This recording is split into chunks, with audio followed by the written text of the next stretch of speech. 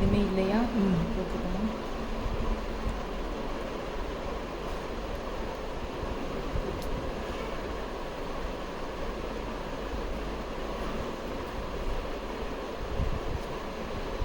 Skin வந்து நல்லா டோனே உங்களுக்கு ஒரு இது ரைஸ் ஆன மாதிரி க்ளோயிங்காக இருக்கா உங்களுக்கு?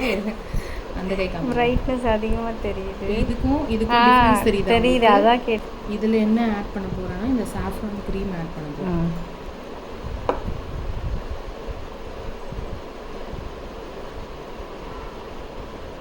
இதோட லேயரே பாருங்க, ஒயிட்டிஷாக இருக்கா, வெள்ளையா ஒயிட்டிஷாக இருக்கா.